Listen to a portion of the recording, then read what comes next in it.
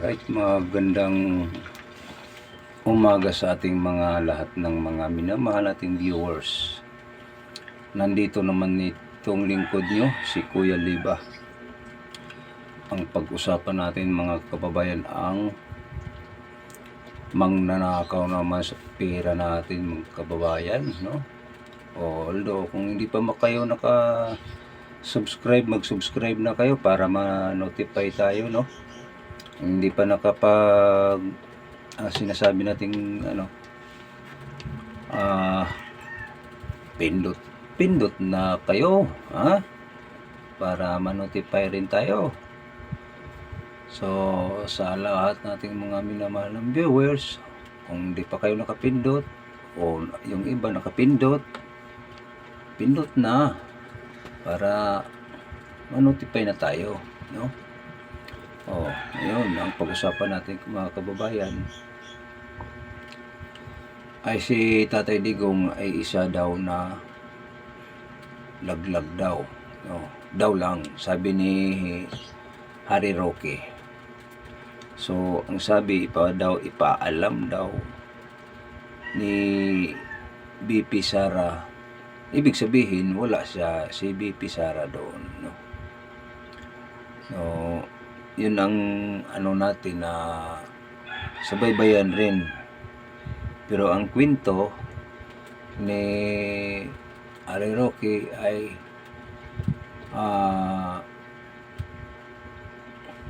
naghain ng interim release ang kampo ni Duterte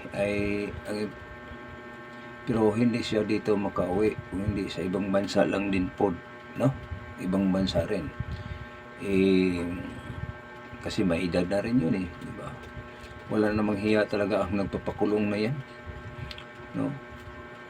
Bastos ng pagkatao na yung nagpapakulong kay Duterte, no, mga kababayan.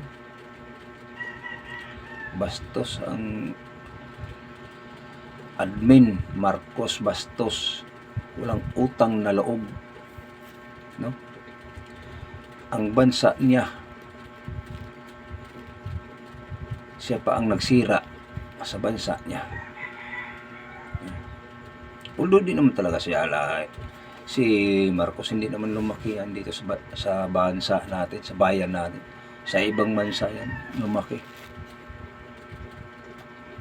Hanggang namatay ng yung amahan na yan, yung tatay na yan, senior. Ngayon, mas sahol pa sa asong ulol si Marcos, no, mga kababayan. Pati yung mga galamay niya, mga masahol pa sa asong ulol. Bakit? Kung magagalit sila, magagalit. Wala na ba tayong karapatan nga magsalita sa ating bansa?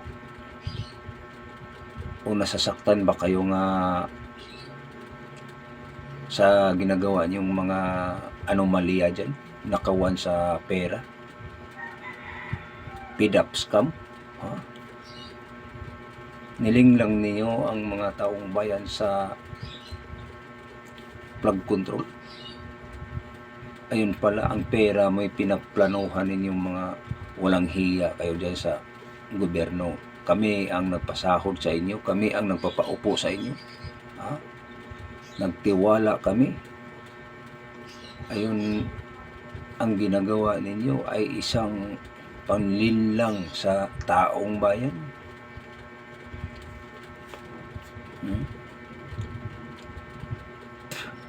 Isang pangluloko. Kung maaari, ibibinta na lang yung bansa natin. Parang ganun ang mangyayari.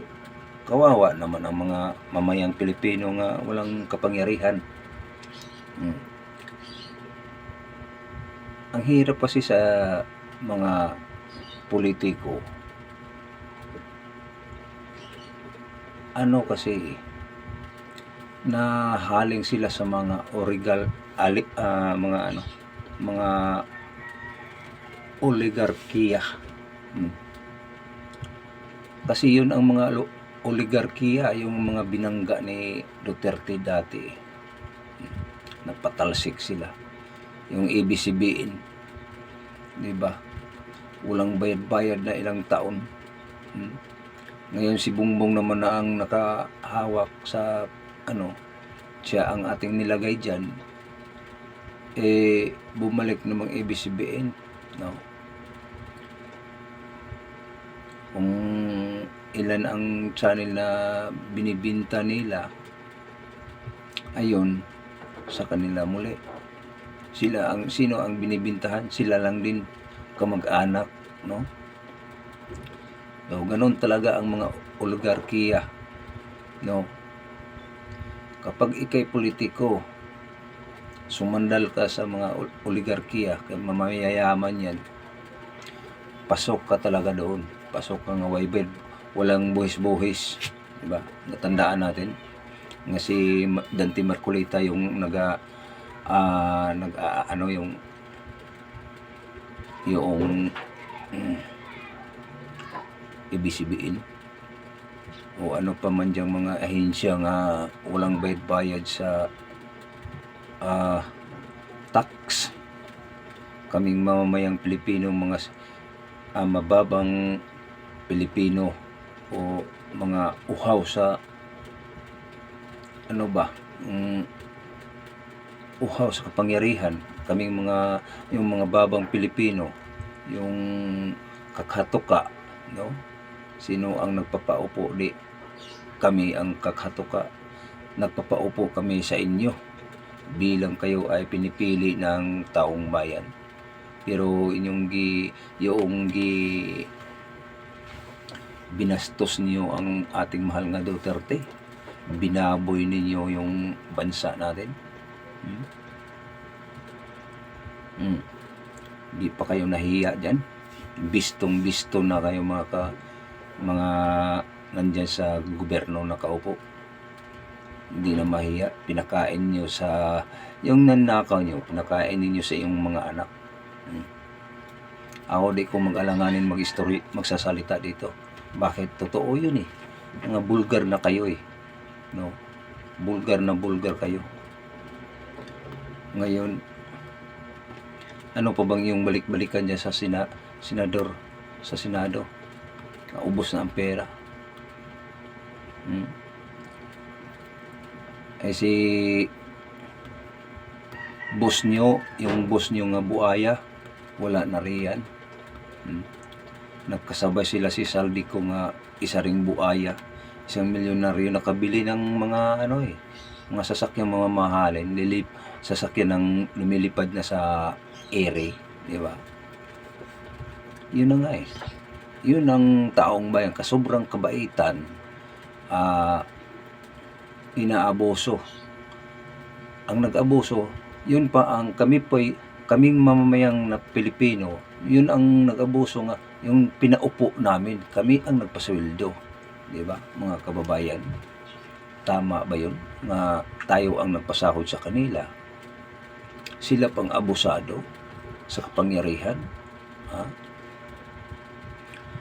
Ginagamit-gamit ninyo ang konstitusyon, kunwari lang, pero may balak na palang sisirain ninyo ang ating bansa. May balak kayong ubusin pa ang pera ng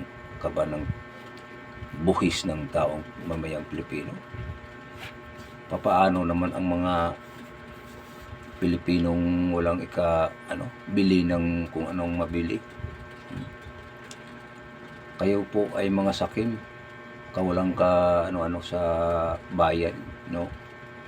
O kung kahit paano, mayroon pa mang sigurong matino nga ihalal natin, kundi si Sara naman talaga, no?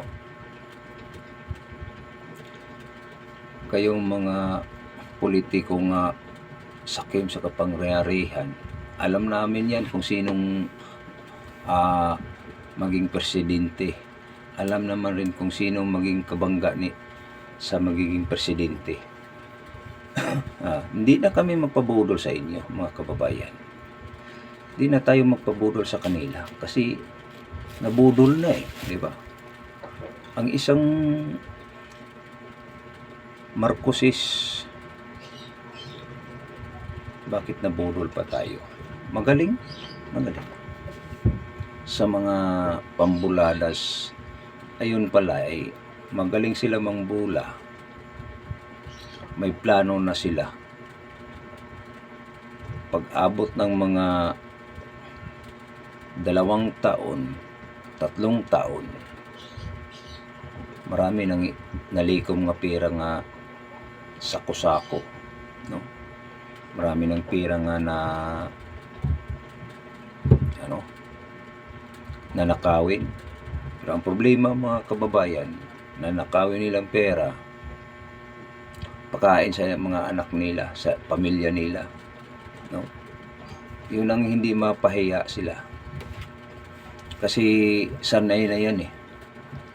Nasasanay na sila pang nakaw ng pera ng gobyerno. Pero tayong mamamayang Pilipino nga mababa, pag kita'y makapagpulot lang siguro ng mga 100,000, baka pahabol ka ng pulis. Ganoon sila talaga, mga kababayan, no? Kaya isip-isipin ninyo, mga kababayan, mga sunod eleksyon, hindi na mapabudol sa itong mga magaling mambubudol. Kunwari lang yung naglalayas-layasan, pero nandito lang sa loob ng Pilipinas, nagtago-tago, no? Ano ba ang klaseng gobyerno nating mayroon? Bakit hindi sila hinahabol? Si Saldico. Si Saldico, di naman Pilipino yan. Chinese yan. Yung kagaya nila ni Atong Ang yun. Mga yan ni Atong Ang. Diba? Mga sindikato. No, mga kababayan. So, ulitin ko, kung hindi pa kayo nakapag pindot na para ma-notify tayo, no? Sa mga may nahal kong mga viewers, ako po ay magpasalamat sa inyo kasi kung wala kayo, hindi tayo dito makapagsalita dahil sa ating mga kaguluhan, no? Pero upang kayo po ay papasalamatan dahil tumaas ng ating channel, no? Medyo malapit na, no? So ako po ay magpasalamat kasi na may nagbigay kagabi ng notification dito sa channel na to, tapos nakapasok agad ang notification, no? So natuwa ako, mga kababayan. So ulitin ko, kung hindi pa kayo naka-subscribe, mag-subscribe na kayo. Kung hindi pa kayo nakapindot, pindot na, no, para ma-notify tayo. Maraming salamat. God bless. Mabuhay ang Pilipino.